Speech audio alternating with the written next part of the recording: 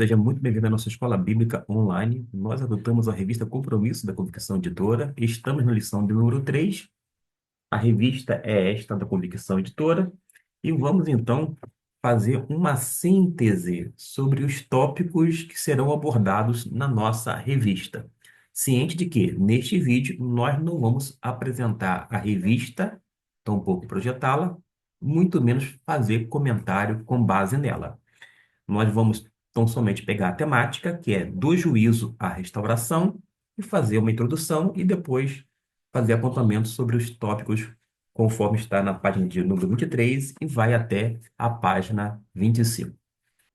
Miqueias exerceu seu ministério aproximadamente entre 740 a 700 anos antes de Cristo, durante os reinados de Jotão, Acais e Ezequias, enquanto Isaías, que era chamado o profeta palaciano, pregava em Jerusalém, isto é, no Reino do Norte.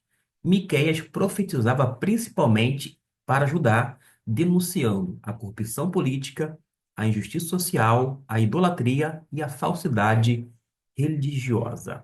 Ou seja, a mensagem de Miqueias podia ser resumida em três palavras. A primeira delas, juízo. A segunda, arrependimento. E a terceira e última, esperança. Juízo, arrependimento e esperança. Nós aprendemos, com base no livro de Miqueias, que o Deus que julga o pecado é o mesmo Deus que restaura o pecador arrependido. O primeiro tópico fala sobre a justiça do Senhor e a injustiça da nação. Quando a gente vai para esse capítulo de número 6, inicia com uma cena semelhante a um tribunal. Você vai se reportar àquele momento. Sabe qual é de quê? A palavra hebraica que aparece no texto é riv, que significa processo judicial, litígio, acusação formal. Dito de outra maneira, Deus é o juiz e também o autor da ação. Israel é o réu.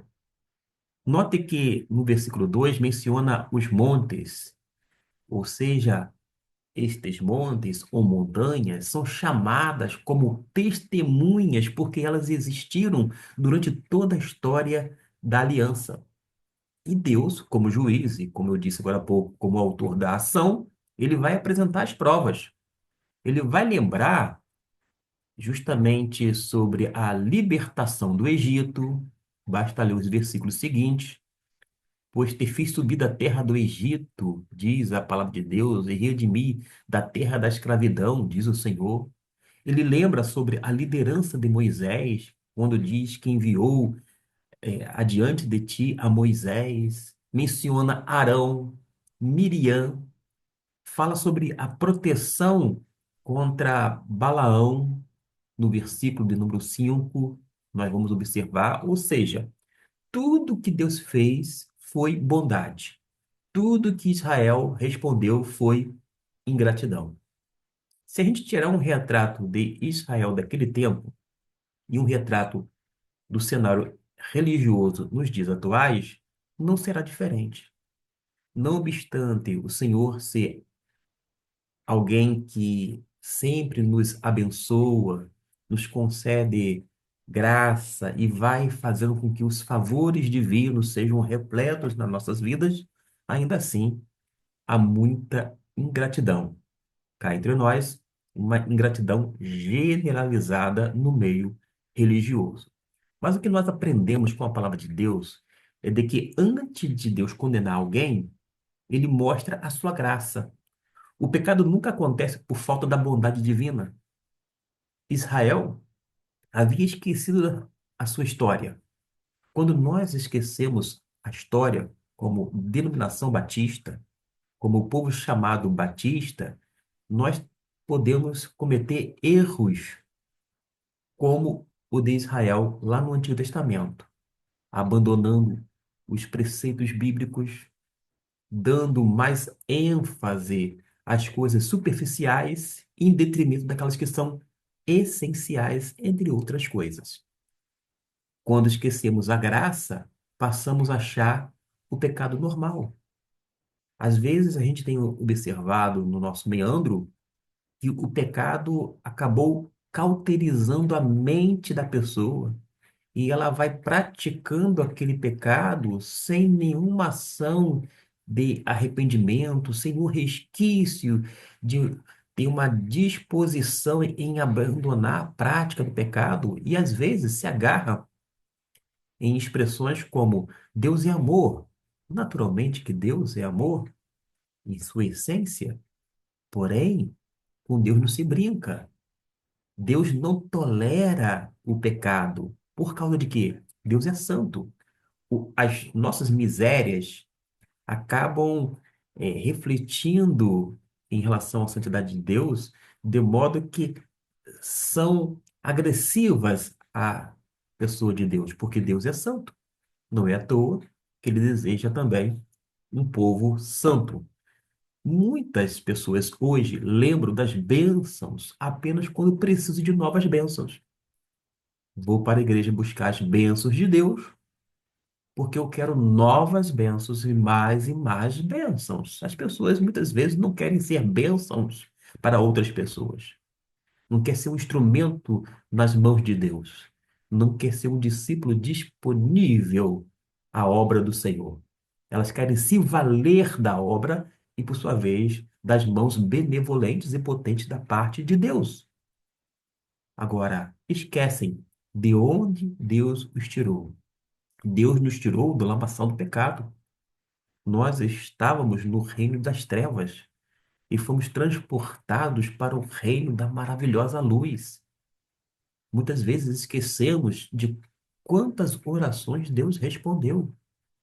Às vezes, há um esquecimento também dos livramentos que nós recebemos.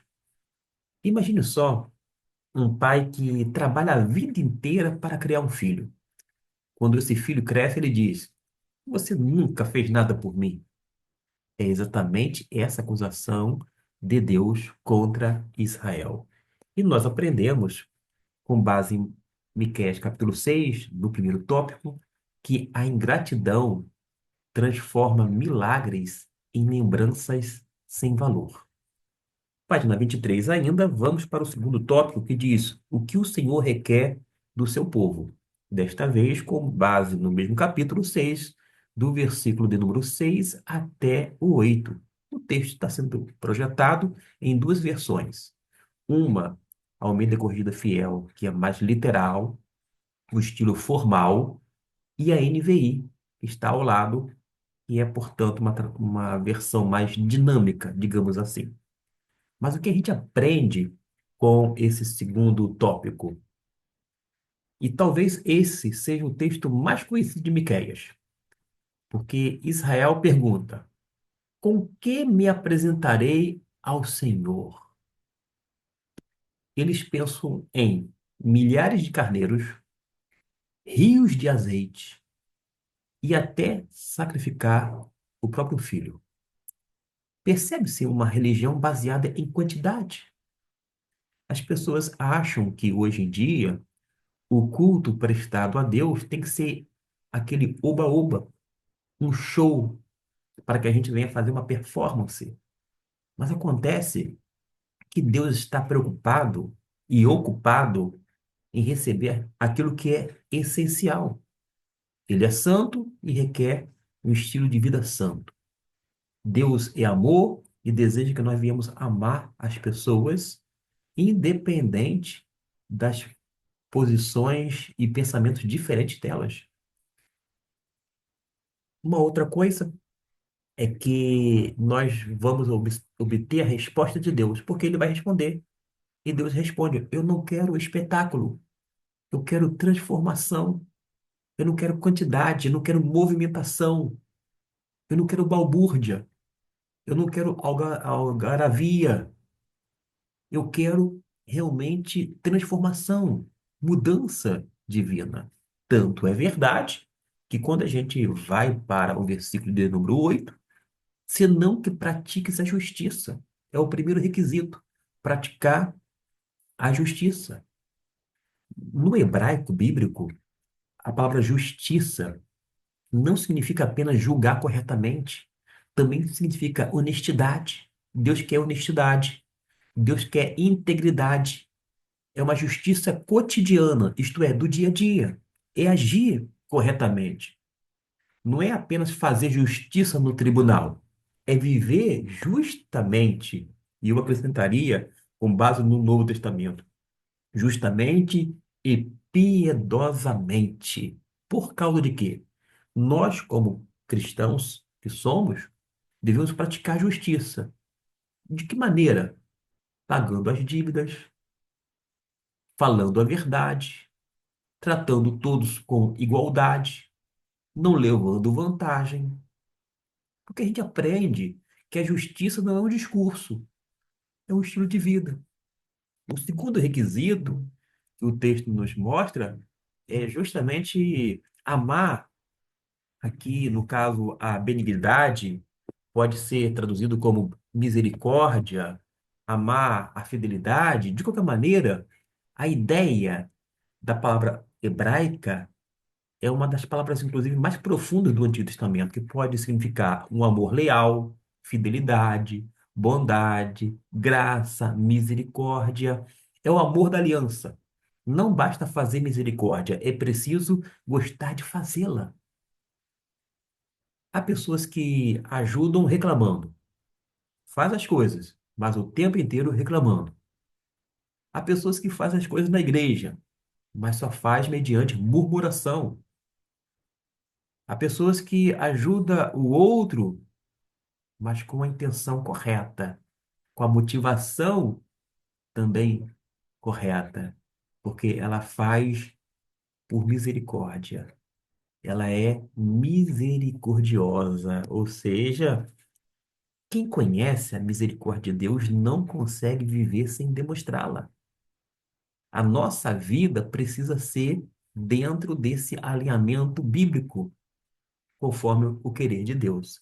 Mas diz ainda no versículo 8: e andeis humildemente com Deus. Já essa palavra humildemente com Deus significa andar modestamente, andar com simplicidade, andar dependendo de Deus. E é o oposto da autossuficiência. E a gente observa então que a verdadeira espiritualidade não produz orgulho, ela vai produzir humildade. Quanto mais um avião sobe, por exemplo, menor ele parece visto da terra.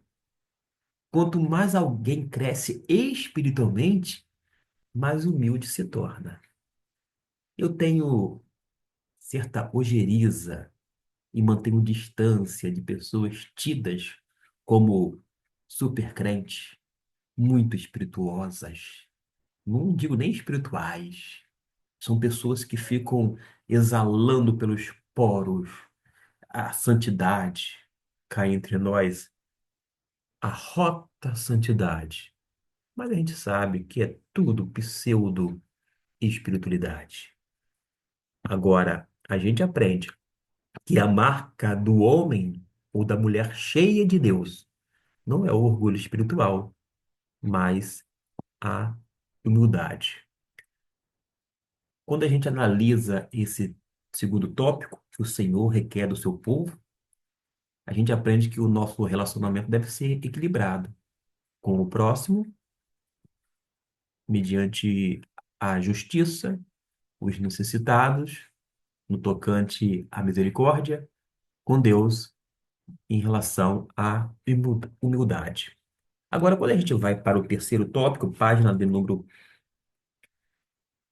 24, fala sobre a corrupção geral da humanidade. O que Miqueias vai descrever, agora com base no capítulo de número 7, ele vai descrever justamente, até do 1 ao 6, uma sociedade totalmente corrompida. Ele afirma: não há justo. Isso mesmo. Vou destacar aqui no texto bíblico, versículo de número 2: não há um justo. Não há um justo sequer. Essa linguagem lembra a carta de Paulo aos Romanos, no capítulo 3. Por quê? Paulo praticamente utiliza Miqueias para demonstrar a depravação humana, porque o pecado havia atingido o governo, que é essa parte alta, digamos assim, juízes, ricos, pobres, família. A corrupção era estrutural. E quando o pecado domina o coração, destrói todas as instituições. O pecado vai destruindo o Estado como instituição divina, destrói a família, o pecado destrói a igreja como instituição, tudo isso por causa do pecado que corrompe. Primeiro destrói o indivíduo, a pessoa, depois destrói a família, depois vai destruindo a igreja local, depois a sociedade. Lembram daquela frase batida?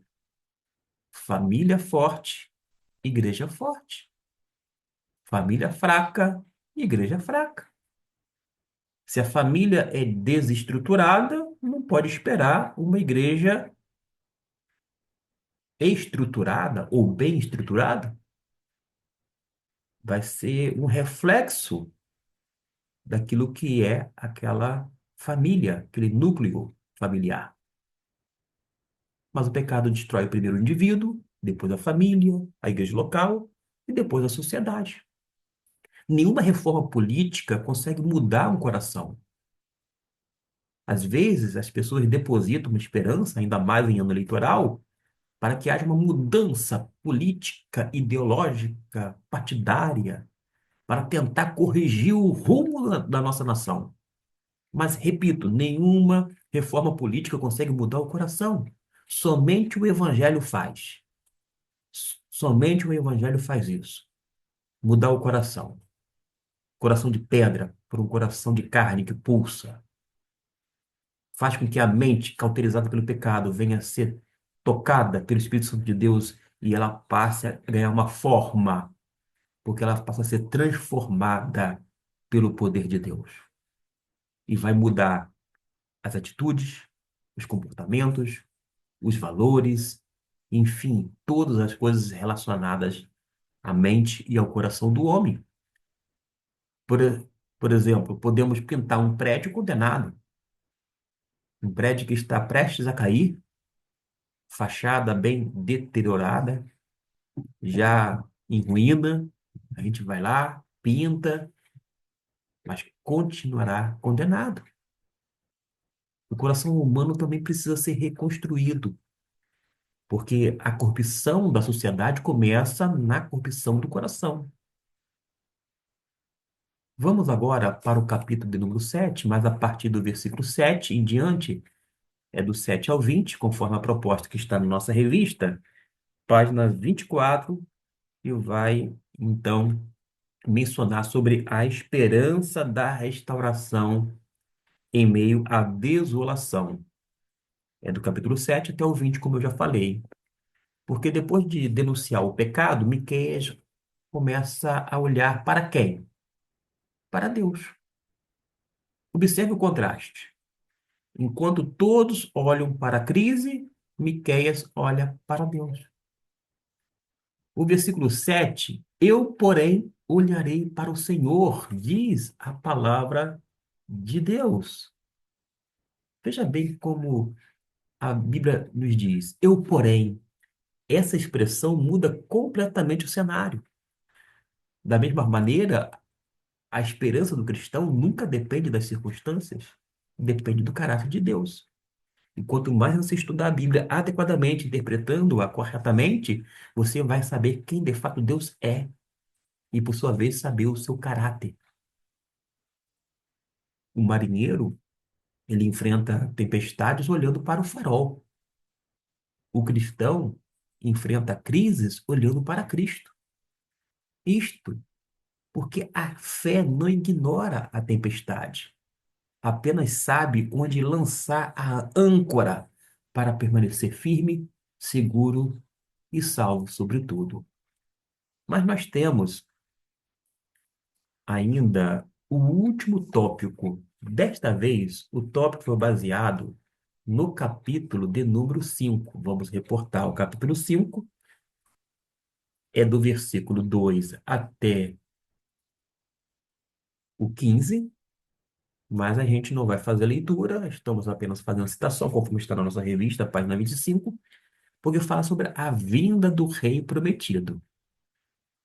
Belém era pequena, e tu, Belém Efrata, uma cidadela, um povoadozinho, mas Deus escolhe aquilo que o mundo despreza.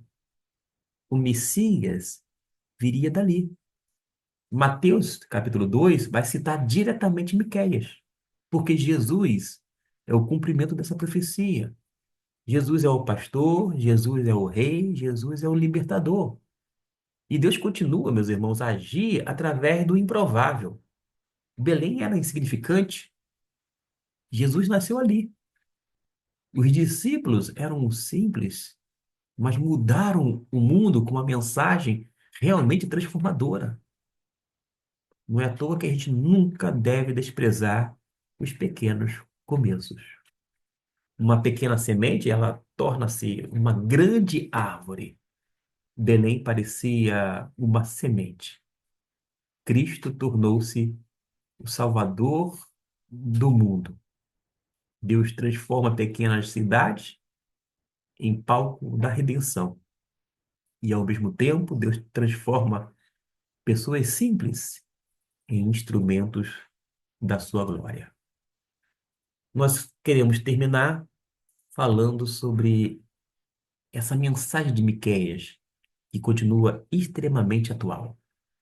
Nós vivemos dias marcados pela corrupção, pela injustiça, pela violência, pela religiosidade superficial, mas nós aprendemos que Deus continua chamando o seu povo para viver segundo Miqueias capítulo 6, versículo 8. Uma vez mais, vou reportar o texto bíblico para que você possa, então, se situar. Já falamos sobre ele. 6, versículo 8, que diz o seguinte: Ele te declarou, ó homem, o que é bom e o que é que o Senhor pede de ti, senão que pratiques a justiça e ames a benignidade e andes humildemente com teu Deus? Praticar a justiça, amar a misericórdia e andar humildemente com Ele. E a esperança permanece firme, porque o Rei prometido já veio. A gente não precisa esperar o Messias. Jesus, o Cristo, isto é, o ungido, o verdadeiro pastor que salva, que deu a sua vida pelas ovelhas, transforma e restaurará plenamente o seu povo. Nós aprendemos, meus irmãos, com Miqueias, que onde o pecado parece vencer, a graça de Deus continua escrevendo a última palavra. Se você apreciou este vídeo por conta da mensagem de Deus, compartilhe com alguém. Alguém que não está nem no âmbito da escola bíblica dominical. Porque Deus não procura uma religião de aparência, mas um coração transformado. A verdadeira espiritualidade se revela na forma como tratamos Deus e o próximo. Pensou no próximo? Em ter acesso a esse conteúdo?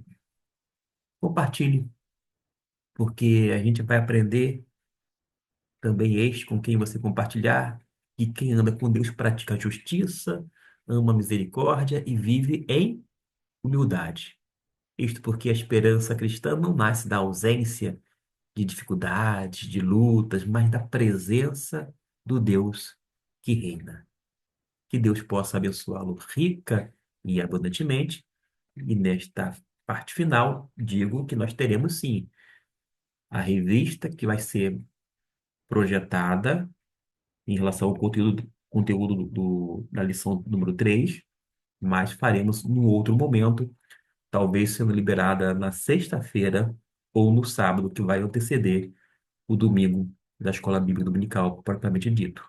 Mas que Deus possa abençoar este, a sua vida, para que este conteúdo seja realmente edificante, por se tratar, como eu disse, da palavra de Deus. Deus abençoe e até o nosso próximo vídeo.